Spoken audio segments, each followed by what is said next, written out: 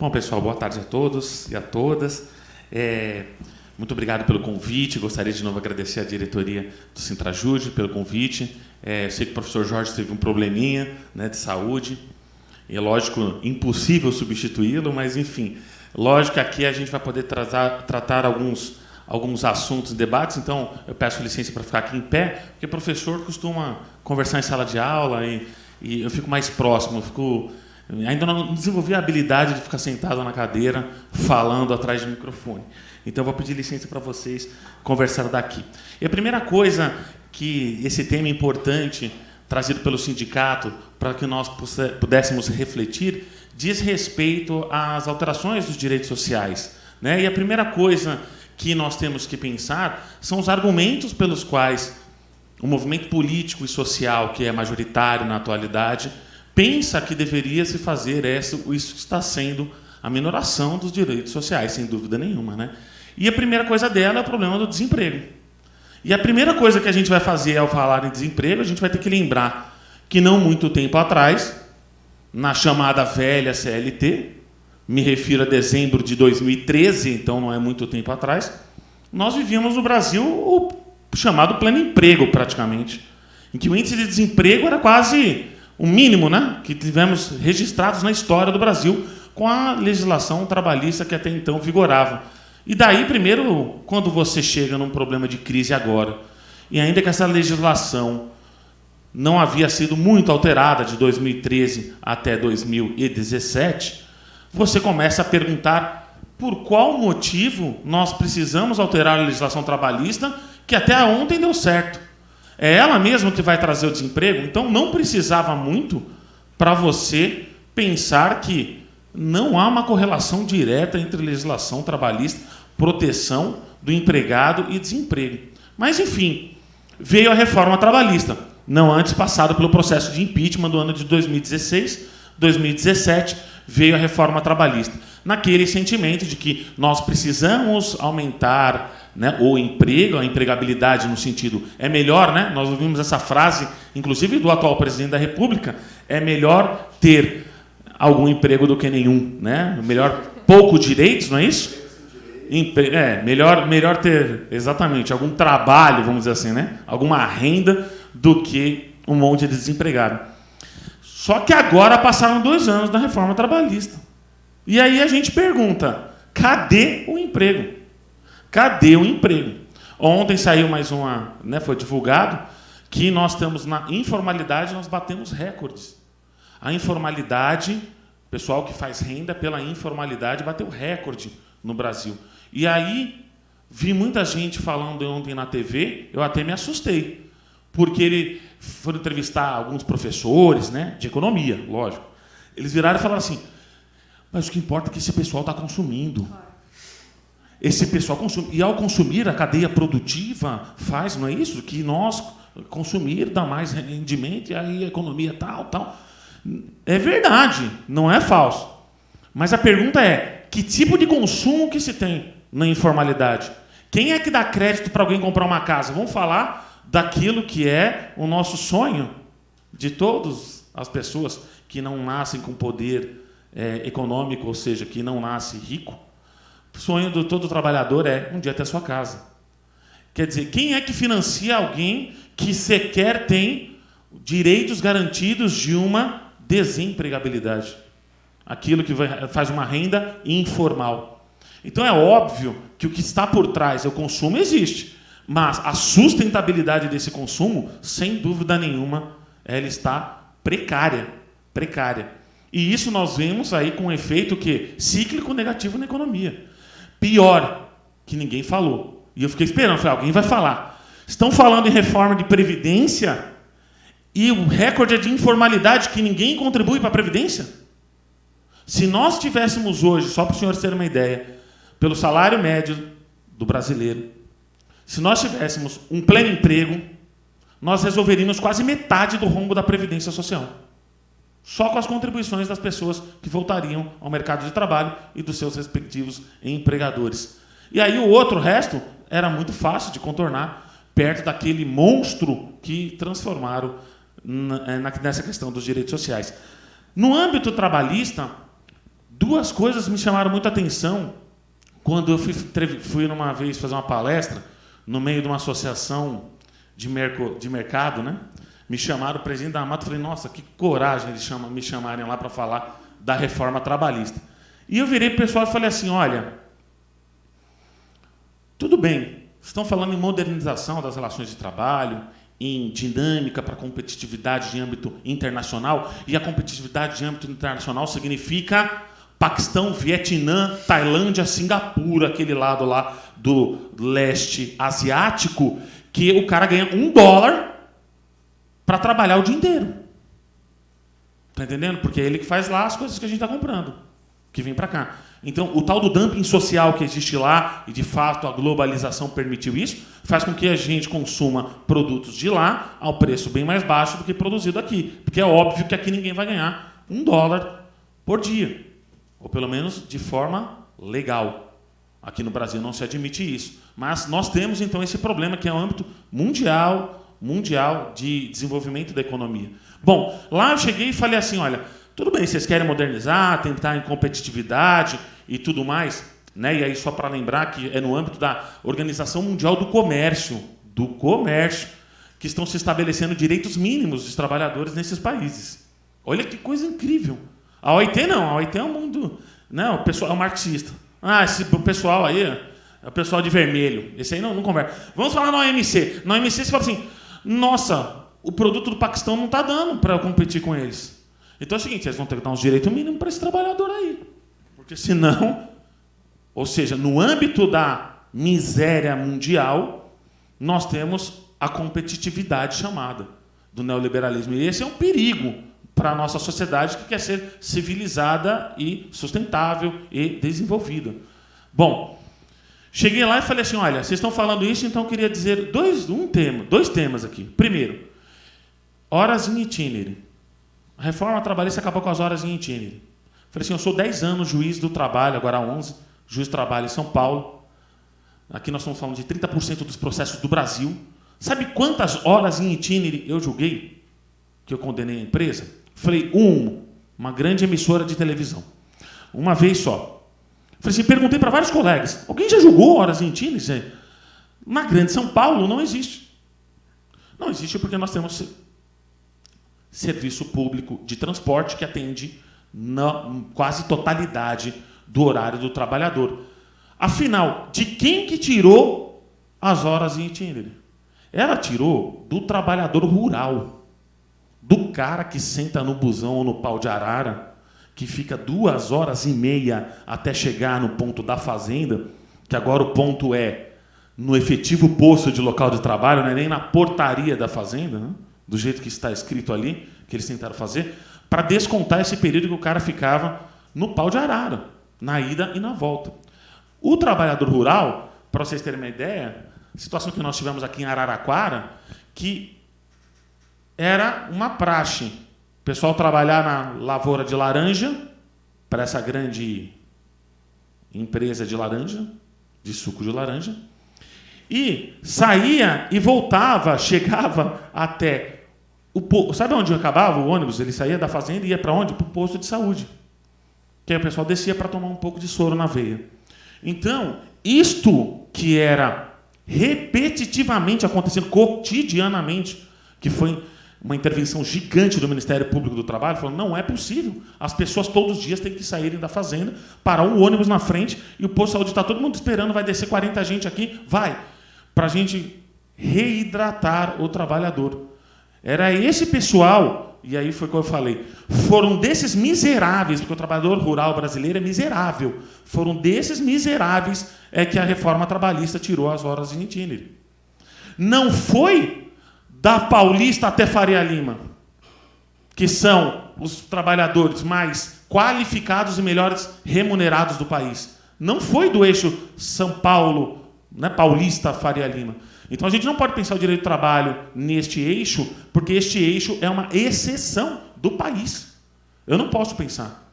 Quando eu penso nesse eixo, esse eixo é o que produz a ideia de que todo mundo tem capacidade e deve ser um empreendedor. Para que você vai ser trabalhador? Trabalhador, CLT. CLT, aliás, acaba com essa carteira de trabalho, acaba com essa carteira de trabalho. Você tem que ser empreendedor, você tem que ser, entendeu? Chefe Manager Logistic. Significa chefe dos motoboy, os chefes do office boy. Está entendendo? Chefe de office boy. Então, você tem que ter essa noção de que você é um grande empreendedor, de que você é um cara que vai conseguir trabalhar na informalidade. É isso. Esse tipo de pensamento que se renova de forma reiterada faz com que, e agora vem a parte importante, a sociedade e a classe trabalhadora admita isso como muito legal. Muito legal. Afinal de contas, e agora, tá, me permita aqui, Tarcísio. Afinal de contas, do outro lado, o que eu tinha era o pensamento de muita gente. Pessoas que defendiam, olha esse pessoal que defendia aí esse monte de coisa, esse pessoal de vermelho aí, você está entendendo? É a galera do governo anterior, que olha a corrupção, olha isso, olha aquilo, olha aquilo, olha aquilo. E aí cegaram os olhos para uma realidade que existe, não querendo se associar a imagem a qualquer questão no que diz respeito a partidos de esquerda ou até movimentos sindicais. E você veja isso claramente. Você vê no trabalhador e fala, meu Deus, sindicato não. Eu falo assim, mas por que isso? Por que ele está pensando sindicato não? Né? Sindicato só serve para me cobrar a contribuição sindical. Vi um monte de gente aplaudindo quando acabou a contribuição sindical obrigatória. E eu falei, meu Deus, onde vai se parar isso? Não demorou muito. Uma amiga me ligou um dia e falou, oi, Farley, posso falar uma coisa com você? Eu falei, pode, o que aconteceu? Ela falou assim, uma empresa que eu trabalho está terceirizando tudo. Todo o setor meu. Quantos anos você tem aí na empresa? 10 anos. Eles estão terceirizando tudo. E o que eles vão... E aí? Eles falaram assim, ó, fizeram uma reunião de equipe e falaram, ó, nós vamos terceirizar tudo, é assim, vai ter um pessoal assim que infelizmente vai ser cortado, vai ter um pessoal que são cargos de, como chama? Funções, aquelas principais, né? Não é gerência, aquelas elementares, né? Inerentes, sei lá, enfim. Aquelas indispensáveis, essa nós vamos continuar, e os demais vão para a empresa terceirizada. Aí eu falei assim, essa parte está errada. Falei, por quê? Ela falou, por quê? Falei, porque a lei te põe na geladeira 18 meses. Você não pode ser recontratada pela empresa terceirizada, senão vai dar fraude.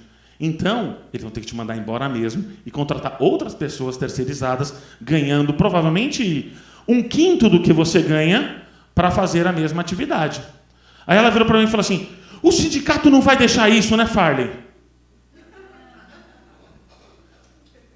Eu falei, que sindicato? Você contribuiu para o sindicato nos últimos 2 anos? Março de 2018 e março de 2019. Você contribuiu para o sindicato?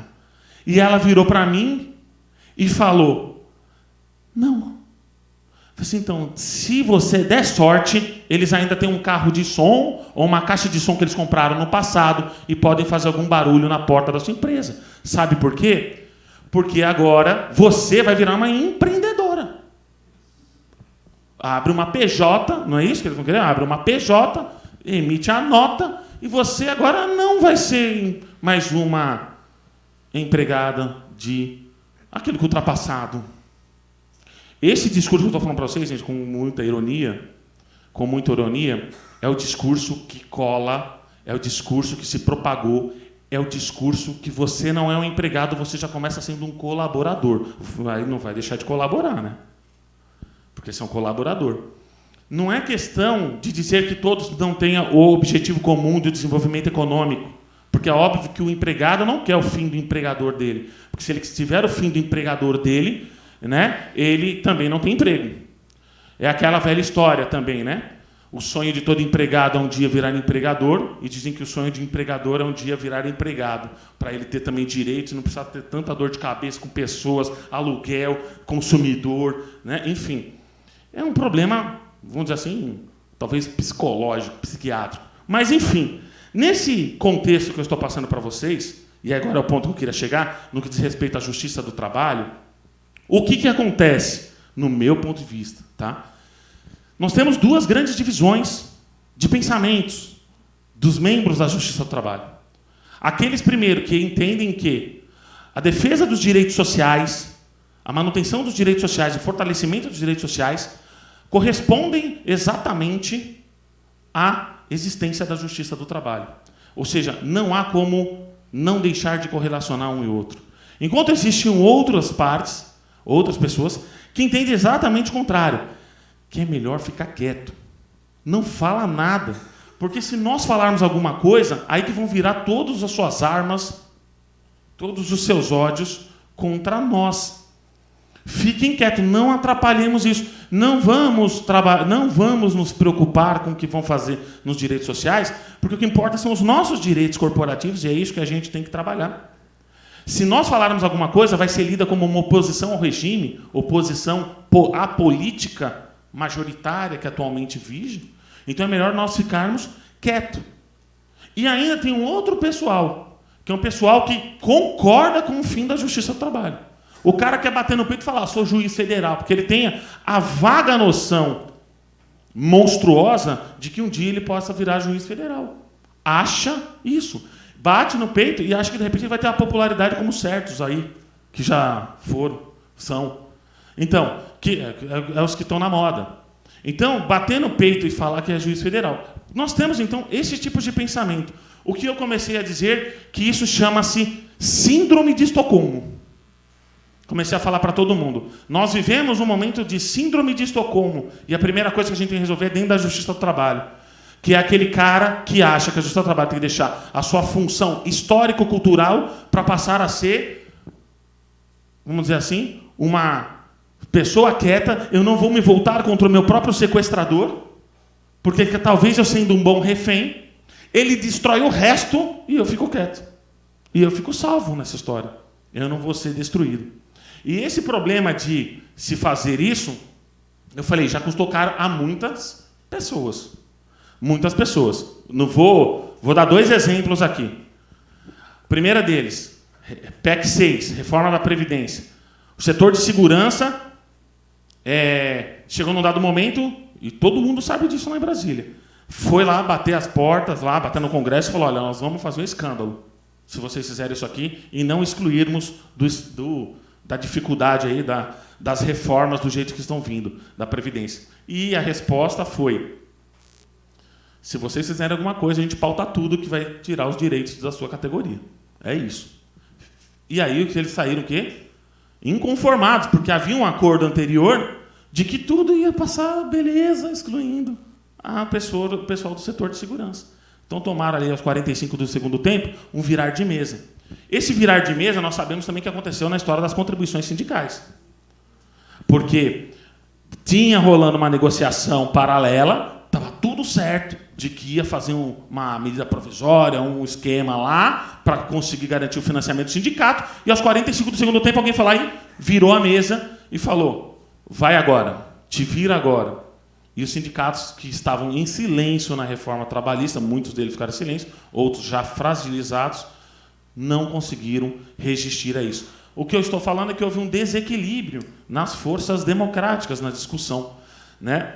E isso diz respeito a financiamento. E aí, por fim, tive uma questão recente que foi interessante, e essa eu presenciei, o presidente da Câmara de Deputados falando que, enquanto ele estivesse na presidência, não pautava a lei de abuso de autoridade, perante vários magistrados, presidentes de associações, eu era um deles. E a gente falou, tinha acabado de passar no Senado, a gente falou, bom, isso aqui pode dar o caos, melhor que assim seja, amém. Amém, até os 45 do segundo tempo, ser pautado e votado daquela forma que foi. Né? Quem está de acordo fica do jeito que está. Um monte de gente levantou a mão, não, quero contar, não tem contagem nenhuma, acabou, está aprovado na Câmara, manda para sanção. Foi assim. E agora a derrubada do Congresso Nacional. Enfim, não se dá, nesse momento que nós estamos, a possibilidade de negociar com detratores. O problema é o que deve se fazer. O que deve se fazer. Porque essa dificuldade, detratores, eu digo aqueles que falam mal, e nós sabemos que muitas pessoas falam mal, por exemplo, da existência da justiça do trabalho. Então a pergunta é, como eu vou fazer a defesa da justiça do trabalho diante de uma situação em que não é só a justiça do trabalho que vive de síndrome de Estocolmo, mas também a sociedade inteira? E aí, quem não tiver alguma dúvida, ou não entender direito como que isso se conseguiu, assista, por favor, Privacidade Hackeada no Netflix. A propaganda do Netflix. Assista esse documentário que mostra como foi que eles fizeram um marketing de destilação de ódio ao adversário. Então, imagina, em vez de eu discutir minhas propostas com a Tainã, se nós fôssemos adversários políticos, em vez de nós discutirmos o que era melhor, era como eu destruir a imagem da Tainã, independentemente se fosse verdade, mentira, isso é problema. Isso é de menos. A questão é destruí-la para que eu ganhasse, ou vice-versa. Ela me destruir para que ela ganhasse, independentemente das ideias propositivas. Isso nós estamos vivendo na atualidade. Ainda tem gente que está nessa vibe. Por isso que dá a impressão de falar assim, mas as eleições continuaram ainda? Quando você vê algumas coisas sendo faladas, por qualquer lado que seja. Mas o que é isso? É a ideia de destilar o ódio em relação ao outro para que você possa acreditar que este novo caminho que está sendo feito é o caminho único e o verdadeiro a se fazer. E aí, para concluir, né, eu tenho falado muito sobre a justiça do trabalho, nós temos a dificuldade de que as entidades sindicais, agora muito fragilizadas, é que poderiam sim fazer grandes forças para a defesa da justiça do trabalho. E elas estão fragilizadíssimas. Temos o problema ainda de associação de imagem às pessoas ligadas a entidades sindicais em razão dos problemas ocorridos do governo anterior. Temos sim esse problema que não é possível não se identificar. Pode achar justo ou injusto, não importa, mas ele existe no senso comum que se foi formado, ainda que seja de uma forma colocada na sua mente por esse sistema de marketing odioso. Mas ele existe, essa situação. E aí, nós temos a outra questão, que é as defesas e, por fim, a própria defesa do direito social. Não havendo direito do trabalho, ou cada vez mais cortado o direito do trabalho, cada vez mais formalizado, por exemplo, aquele projeto de lei que tem o acordo seja feito na própria cartório, em escritura pública. Então, na verdade, o que você está querendo é que ninguém faça juízo de valor no que as partes estão analisando ali. E aí, ele esquece aquilo que era principal do nascimento do direito do trabalho, que é a vulnerabilidade do trabalhador. No momento de desemprego, quer nas próprias extinção contratual, ele em estado de penúria, e é isso que nós temos ainda com desemprego, estado de penúria. Ao ter esse estado de penúria, ele vai aceitar qualquer coisa. Se não tiver alguém para fazer um corte mínimo, que tenha poder para isso, para falar, isso não pode, nós estaremos indo, sem dúvida nenhuma, direto à barbárie, à exploração do trabalho humano de forma nunca vista anteriormente no Brasil. Parece que se compara essa situação à justiça do trabalho no âmbito administrativo, que era mera homologadora, uma situação que ela ainda estava se afirmando. E é isso parece que eles estão tentando trazer. Já que estão cheios de modernidades, eu digo, não dá para voltar à justiça do trabalho 60 anos atrás, do jeito que ela era. Porque ela passou a ser um patrimônio histórico e cultural de todo cidadão brasileiro. O que nós temos, talvez, hoje é, e agora eu vou falar a parte final, Tarcísio, que é, infelizmente, sangrar o que tiver que sangrar. Nós vamos ter que sangrar, os trabalhadores vão sangrar o que tem que sangrar, porque esse pêndulo uma hora vai voltar. Infelizmente, não há hoje, no meu entender, possibilidade do jeito que as coisas estão, de que elas se modifiquem nos próximos médio prazo. Mas tudo tem o seu tempo. A história da volta, ela se repete, não é isso? Já que você está falando de Marx, né?